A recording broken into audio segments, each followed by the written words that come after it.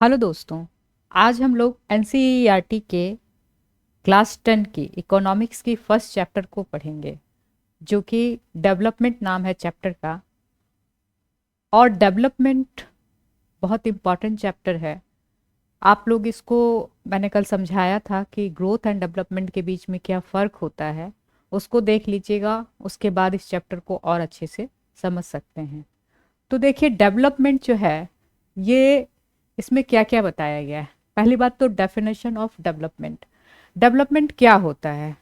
Development क्या है, आपको मैंने बताया था कि यह एक क्या है, क्वालिटेटिव है। मीन्स ये एक प्रोसेस है जो बताता है कि आज एक व्यक्ति, एक समुदाय या एक देश जहाँ है वहाँ कल वो कहाँ जाएगा, या फिर कल था जहाँ वहाँ से कहाँ तक आया है, हमने कितनी प्रगति की है, हमने कितना विकास किया है। यह एक बहुआयामी दृष्टिकोण होता है, बहुत मल्टी डायमेंशनल होता है, जिसमें कि आप जो है सिर्फ एक पक्ष को नहीं देखते हैं। हमने आपको कहा था कि बहुत सारे, जैसे आय है, ग्रोथ में हम आय को देखते हैं, लेकिन आप देखेंगे कि डेवलपमेंट में जो है बहुत ही अलग अलग डायमेंशन को, कि समाज कितना ज़्यादा डेवलप है, शिक्षा कितना है वहाँ पे, हाँ, हेल्थ की क्या स्थिति है वहाँ पे, जेंडर इक्वलिटी कितनी है वहाँ पे, स्वतंत्रता कितना है वहाँ पे, लोगों के साथ किस तरह का बिहेव किया जाता है, रेस्पेक्ट कितना है, ये सारी चीज़ें क्या होती हैं, डेवलपमेंट में आ जाती हैं। तब हम देखते हैं कि जो की question address in this chapter, क्या, what is develop, what development promises, आखिर डेवलपमेंट क्या प्रॉमिस करता है। तो हम क्या हैं, अभी हर व्यक्ति का एक एस्पिरेशन होता है कि हम कैसा जीवन जीना चाहते हैं, हमको कैसी शिक्षा चाहिए, हमको कैसी नौकरी चाहिए, हम अपने आप को कहाँ देखना चाहते हैं। अगर लड़की है तो उसका एस्पिरेशन होता है कि हमको समाज में इक्वलिटी मिले, हमको भी साथ में पढ़ने का मौका मिले, हमको भी समाज में प्रूफ करने का मौका मिले। तो ये जो है आपका डेवलपमेंट जो है, ये गोल जो है, अलग अलग लोगों का जो गोल है व्यक्ति का, उसको पूरा करने के लिए प्रॉमिस करता है। देखिए, जैसे अब कैसे बताते हैं कि विभिन्न समाज में अलग अलग लोग हैं और सब लोगों का अलग अलग गोल हो सकता है।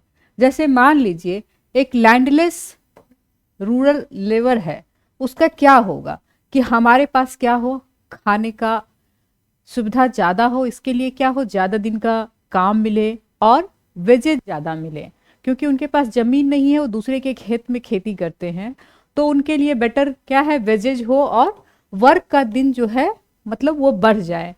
फिर अगर मान लीजिए कि किसान है, किसान का ये कैटेगरी है जो कि पंजाब का किसान है, वो क्या चाहेगा, वो कहेगा कि अपनी फैमिली का हाई इनकम, मीन्स वो ऐसा नहीं है कि उसको खाने की सुविधा नहीं है, वो उससे ऊंचा और आगे की सोचेगा कि मेरे फैमिली को जो है कैसे और हायर इनकम मिल पाए। फिर अर्बन एम्प्लॉय क्या सोचेगा, यूथ हमेशा सोचेगा कि हमको एम्प्लॉयमेंट का अधिक से अधिक अपॉर्चुनिटी मिले, हमको रोजगार मिले, ताकि हम अपनी फैमिली को चला पाएं, ताकि हम अपनी सोसाइटी में जो है अपने आप को साबित कर सकें।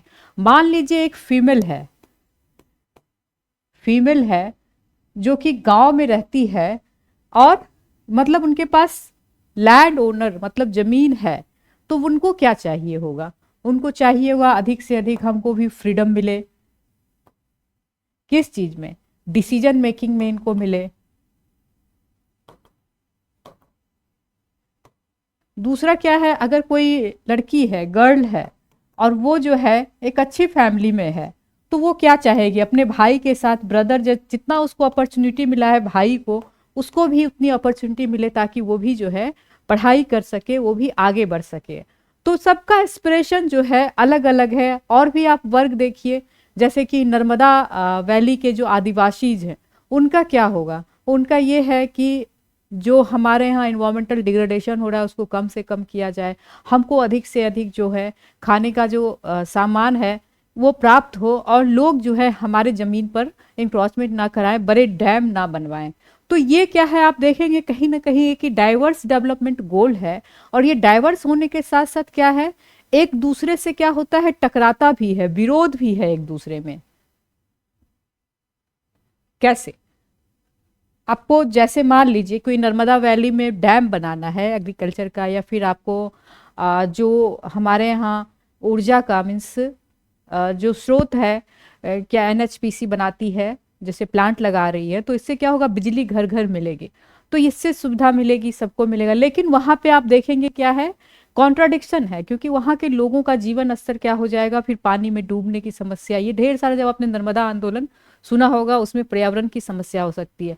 फिर एक फैमिली है जिसमें कि भाई है और बहन है, और भाई चाहता है कि हमको बाहर जाने का मौका मिले, बहन चाहती है कि वो भी हमारे घर में काम हाथ में, मतलब जो काम है उसमें हाथ बटाए। तो दोनों में देखिए कहीं ना कहीं कॉन्फ्लिक्ट ऑफ इंटरेस्ट होता है, और यहाँ पे जो है डेवलपमेंट जो है दोनों के लिए कहीं ना कहीं वो टकराहट का काम करता है।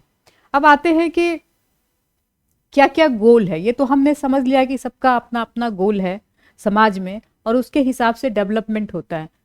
अब देखते हैं कि क्या इंपॉर्टेंट गोल है। तो सबसे पहले तो जितने लोग थे, चाहे वो यूथ हो, चाहे वो फार्मर हो, या फिर वो एक आ, पढ़ने वाले बच्चे हों, या फिर जो भी हो, उनका सबसे मेन गोल क्या है, इनकम। ये बहुत इंपॉर्टेंट चीज है। मतलब पहला तो आय बहुत अधिक होना चाहिए, वेजेज होना चाहिए, इनकम अच्छा होना चाहिए उनका, उसको एम्प्लॉयमेंट मिलना चाहिए। ये सब क्या है, ये उनका ये गोल है। तो ये तो सबसे ज़्यादा ज़रूरी है ही है। लेकिन साथ साथ अगर मान लीजिए ये सिर्फ मटेरियल गोल ही मिले, और किसी को कहे कि आपको हम सारा सुविधा दे देते हैं और एक घर में बंद करके आपको खाना दे देते हैं, और आपको बोलने की आज़ादी नहीं दी जाए, आपको कुछ अपने हिसाब से जीने की आज़ादी नहीं दी जाए, आपको डिग्निटी नहीं मिले, आपको पहचान नहीं मिले, तो क्या हम इसको डेवलपमेंट कहेंगे? नहीं, ये भी एक डेवलपमेंट नहीं हो सकता है, क्योंकि सिर्फ आय ये जो है मटेरियल थिंग है। और हम जब नॉन मटेरियल थिंग को देखते हैं तो हम फ्रीडम चाहते हैं समाज में, हम सिक्योरिटी चाहते हैं। जैसे लड़कियां अगर घर से बाहर नहीं निकल पा रही हैं, रेप जैसे जैसी चीज़ें हो रही हैं, हम इनसिक्योर फील कर रहे हैं, तो क्या है, ये कहीं ना कहीं डेवलपमेंट के नेगेटिव एस्पेक्ट को दिखाता है। तो सिक्योरिटी भी चाहिए, फिर इक्वल ट्रीटमेंट चाहिए, समानता का अधिकार चाहिए। इसीलिए कहा जाता है कि अगर किसी भी देश के डेवलपमेंट को समझना है तो उसके हिस्टोरिकल एस्पेक्ट को समझिए, और उसका जो कैसे अचीव करेगा, उसका पॉलिटिकल सिस्टम क्या है, मीन्स एक लोकतांत्रिक डेमोक्रेटिक सिस्टम के अंतर्गत ही हम जो है डेवलपमेंट को अचीव कर सकते हैं, जहाँ पे कि ये हमें अधिकार, राइट दिया जाता है। अगर हमने, जैसे मान लीजिए हमें दिया है समानता का अधिकार दिया है, आर्टिकल 15 क्या करता है कि धर्म, जाति, लिंग, धर्म और क्या कहते हैं जन्म स्थान के आधार पे किसी के साथ भेदभाव नहीं किया जाएगा, इक्वल अपॉर्चुनिटी दिया जाएगा, इक्वलिटी, राइट टू इक्वलिटी हमें दिया गया। तो ये हमें कहीं ना कहीं संविधान से देता है, और अगर ये हमें ना मिले तो हमारे लिए डेवलपमेंट का कोई मायने नहीं रहेगा। अब हम चलते हैं नेशनल डेवलपमेंट क्या है। तो अब देखिए, एक व्यक्ति जो है, मतलब समाज में नागरिक से ही मिलके जो है एक देश बनता है। तो नेशनल डेवलपमेंट में ही कॉन्फ्लिक्ट ऑफ इंटरेस्ट बहुत ज़्यादा होंगे। एक तरफ लोग चाहेंगे, जो बिजनेसमैन है चाहेंगे बड़े बड़े विकास हो, वहाँ पे रोड्स बने, वहाँ पे प्लांट लगे, वहाँ पे क्या डैम बने, और दूसरी तरफ जो वहाँ के रहने वाले लोग हैं वो सोचेंगे कि नहीं, हमारे लिए भी सोचा जाए, हमारा हमारा लाइफ क्या होगा, उसको कैसे बसाया जाएगा। तो ये कॉन्फ्लिक्ट ऑफ इंटरेस्ट पूरे देश में भी होगा हमारे यहाँ। तो ये आइडिया जो है, जैसे कौन है ना आपका कंस्ट्रक्शन ऑफ प्रोजेक्ट, जैसे कोई प्रोजेक्ट आप बनता है तो देखिए उसमें बहुत सारे, अभी जैसे आपने पढ़ा होगा कि अंडमान निकोबार में हो रही है बात, डेवलपमेंट की हो रही है निकोबार आइलैंड में। तो वहाँ पे जो वहाँ के इंडिजीनियस पीपल हैं उसके लिए बहुत बड़ी समस्या उत्पन्न होगी। तो उसको किस तरह से सरकार, उसको डिस्प्लेस होते हैं तो कैसे उनको बसाया जाता है, कैसे वो, क्योंकि वो इन्वायरमेंट से बहुत जुड़े हुए हैं। तो ये जो है एक डेवलपमेंट जो है वहाँ पे कैसे वहाँ पे कंसर्न है। इसी तरह से कहीं नया डैम बनता है, कहीं तो देखेंगे बहुत सारे आंदोलन होते हैं। तो ये भी एक विकास का है कि विकास हम एक तरफ तो कर रहे हैं कि बहुत ज़्यादा बिजली मिले, पानी मिले, लोगों को इसकी सुविधा मिले, साथ साथ हम वहाँ के लोगों के लिए क्या कर रहे हैं ये भी इम्पॉर्टेंट है। तो वहाँ पे बहुत ज़्यादा कॉन्फ्लिक्ट होता है, और वहाँ पे एक देश, एक नेशन को हमेशा उसमें बीच का रास्ता, कोई एक ऐसा रास्ता हो जहाँ पे हमें जो है सबको, समाज के सभी लोगों को लेके चल सके, वो रास्ता निकालने की जरूरत होती है। तब देखिए अब जो है हम विभिन्न देशों के बीच में, ऐसा है कि कोई देश है, मान लीजिए यूएसए है और दूसरी तरफ है क्या, युगांडा। तो इन देशों में क्या फर्क है, इसको हम लोग क्या कहते हैं, डेवलप कंट्री कहते हैं। ये डेवलप्ड कंट्री है और ये जो है अंडर डेवलप, ये अंडर डेवलप कंट्री है। तो ये नेशनल जो ये है, चाहे इंडिया क्या है, एक डेवलपिंग कंट्री है। हम लोग कहते हैं इंडिया का क्या है कि 2047 तक जो है भारत क्या होगा, एक डेवलप नेशन होगा। इसके लिए हम लोग जो है जीडीपी ग्रोथ रेट अपना ज़्यादा करें। तो आप देखेंगे कि विभिन्न देशों के बीच में जो आय के आधार पर कि किस तरह से डिवीजन होता है, कि कौन सा विकासशील देश है, कौन विकसित देश है, कौन सा अविकसित देश है, ये कौन करती है, आपकी वर्ल्ड बैंक करती है। ये इनकम के आधार पर किया जाता है। तो जीडीपी को इसमें महत्वपूर्ण माना जाता है कि किसी भी देश का जीडीपी कितना है। जीडीपी क्या दिखाता है, उस देश के प्रति पूरे देश का एक आय को दिखाता है। लेकिन क्या हम जीडीपी से ये समझ सकते हैं कि वहाँ पे जो है लोगों की प्रति व्यक्ति आय कितनी है? तो जीडीपी को जब हम पॉपुलेशन से, वहाँ का पॉपुलेशन कितना है, उसमें अगर जीडीपी से भाग देते हैं जीडीपी को, तो फिर हमको क्या निकलता है, प्रति व्यक्ति आय निकलता है, पर कैपिटा इनकम। ये भी एक क्या है आपका बताने का वहाँ का तरीका है कि क्या वो डेवलप है या नहीं है।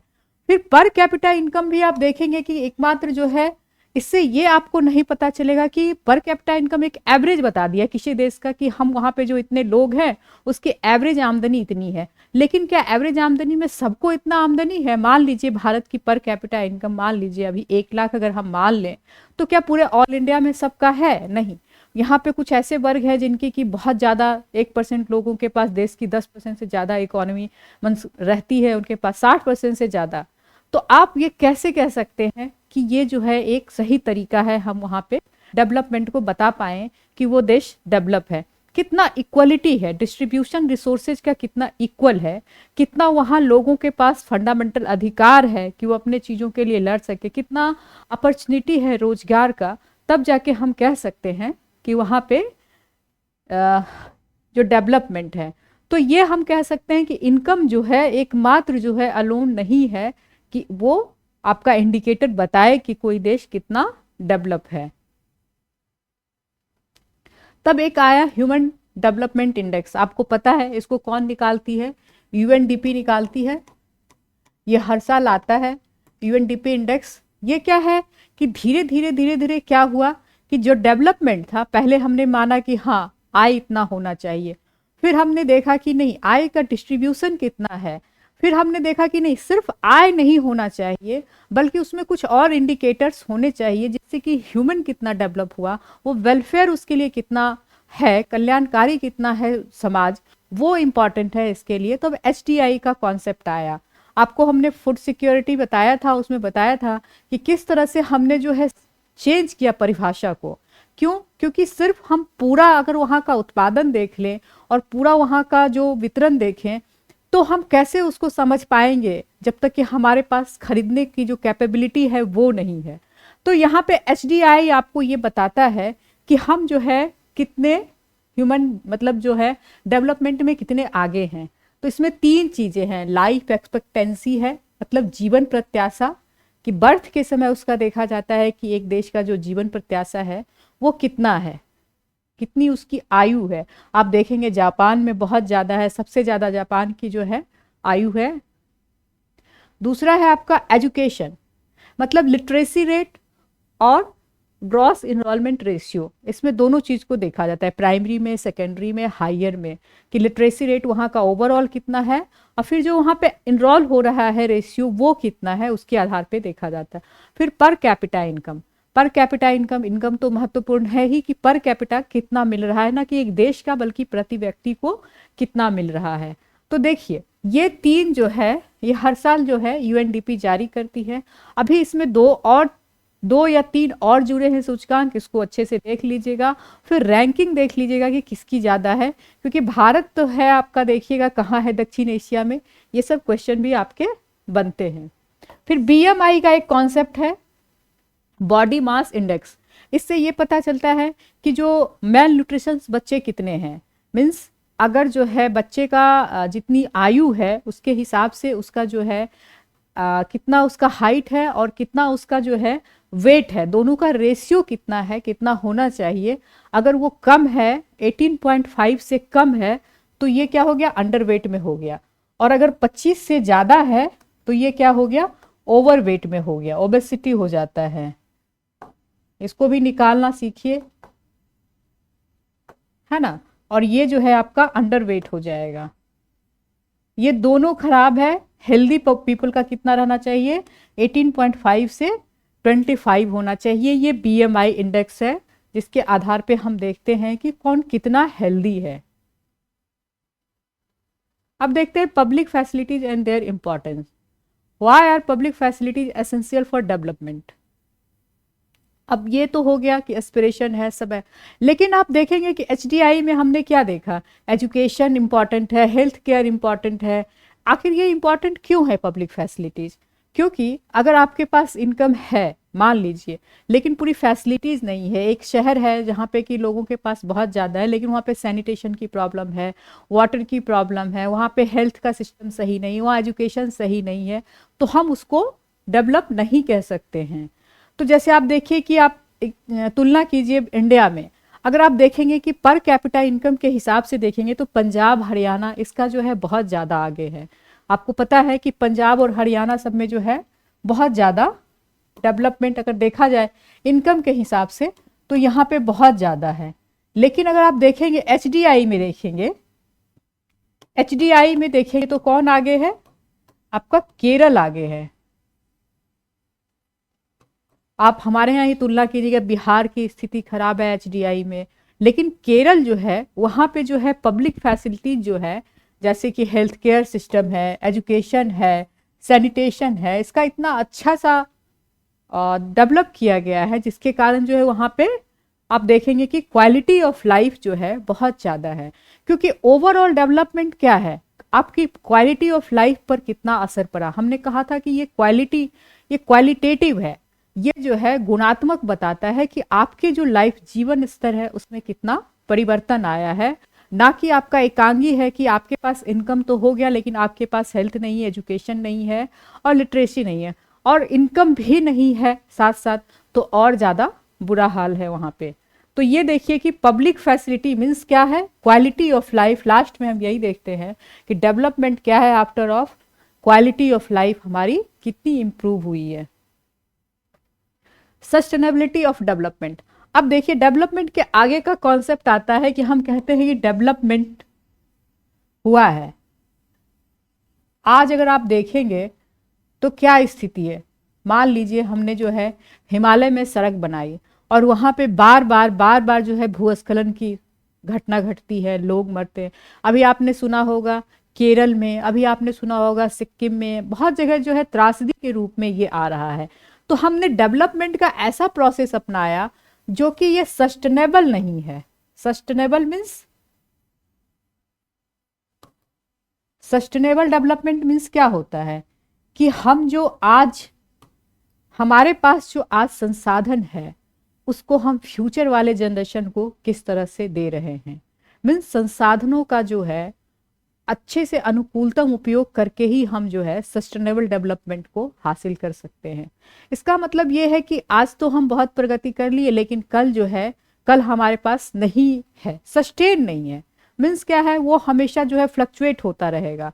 आपका जो आज तो हमें खाने के लिए मिल गया, कल हमें खाने के लिए सोचना पड़े, तो ये क्या है, सस्टेनेबल नहीं है। तो एक सस्टेनेबल डेवलपमेंट की बात की जाती है। ऐसा क्यों किया जाता है, क्योंकि जो ह्यूमन जो डेवलपमेंट किया गया, अभी जितना भी डेवलपमेंट का हम देखेंगे प्रोसेस, तो कहीं ना कहीं हमने इन्वायरमेंट को इग्नोर किया है। और ये जो पर्यावरण है, पर्यावरण अपना इकोसिस्टम है, उसका अपने हिसाब से वहाँ पे जो है सारी चीज़ें खुद उसको एडजस्ट करती है प्रकृति। लेकिन हमने क्या किया कि वहाँ जाके जो संवेदनशील था, मतलब जो संवेदनशील स्थिति है, उसमें जाके ह्यूमन ने क्या किया, वहाँ पे इतना सारा जो प्रोजेक्ट बनाया और विदाउट एनी जो क्या एनवायरनमेंट को कंसर्न किए बनाया। तो इसके कारण जो है बहुत सारे अभी प्रॉब्लम उत्पन्न हो रहे हैं। जैसे इसमें कि एक है आपका ग्राउंड वाटर का ओवर यूज। हमने आपको बताया था कि जो 1966 में जो हमारे यहाँ हरित क्रांति आई थी, उसके कारण क्या हुआ, हमने जो है अंडरग्राउंड वाटर को बहुत ज़्यादा यूज किया। और दूसरी बात, जो हमने वहाँ पे खाद डाले, उसके कारण पेस्टिसाइड डाले, उसके कारण क्या हुआ, अंडरग्राउंड वाटर जो है वो पॉल्यूटेड भी हुआ, दूसरा क्या डिप्लेशन भी हुआ। तो ये जो है कहीं ना कहीं आने वाले समय में आप देखिए कि बहुत ज़्यादा हानिकारक है, हेल्थ के लिए भी हानिकारक है, लोगों को पानी की कमी हो जाएगी। इसी तरह से देखेंगे एयर पॉल्यूशन, इसी तरह से देखेंगे कि आप जो जितने तरह का अभी हमारे यहाँ जितने जो क्लाइमेट चेंज की स्थिति हो रही है, ये जो ग्लोबल वार्मिंग की स्थिति है, ये सब क्या है, सस्टेनेबल नहीं है हमारा डेवलपमेंट, ये बताता है। तो हमें क्या करना चाहिए, सस्टेनेबल डेवलपमेंट का प्रैक्टिस करना चाहिए, जो बैलेंस करे प्रेजेंट और फ्यूचर नीड में। मीन्स हम अपने आने वाले जो जनरेशन है उसको हम कितना दे रहे हैं, दोनों में बैलेंस जरूरी है। यही है multi dimensional nature of development. ये क्या होना चाहिए, मल्टी डायमेंशनल होना चाहिए, जिसमें कि आय हो, इनकम तो हो ही, प्लस क्या हो, आपका सोशल इक्वलिटी हो, इंक्लूजन हो, है ना, उसके बाद क्या हो, जस्टिस हो। जितनी चीजें आप देखेंगे सब होता है इसमें आपका डेवलपमेंट में, मल्टी डायमेंशनल होता है। और साथ साथ क्या हो, आपका इंक्लूसिव भी हो और सस्टेनेबल भी डेवलपमेंट हो, तभी हम उसको डेवलपमेंट कहेंगे। तो डेवलपमेंट एक बहुत महत्वपूर्ण है, उसके आयाम बहुत ज़्यादा हैं। और धीरे धीरे धीरे आप जब देखेंगे सस्टेनेबल गोल, जब देखेंगे यूएन का 17 जो गोल रखे गए हैं हमारा, कि कैसे करके 17 गोल है आपके, देखेंगे यूएन का, उसको भी आप देख लीजिए कि डेवलपमेंट का गोल है, कैसे हम हासिल करें। तो ये सब चीज़ें क्या है, हमारी डेवलपमेंट में आती है। उम्मीद है आप अच्छे से समझे होंगे। देखिए, कोई चैप्टर को आप समझने की कोशिश कीजिए, कभी भी याद करने की कोशिश मत कीजिए। समझेंगे तो काफ़ी बेहतर तरीके से आप उसको लिख सकते हैं। आंसर हो या एस्से हो या फिर आपका कोई आपसे पूछे तो आप समझ के इसको बता सकते हैं। धन्यवाद।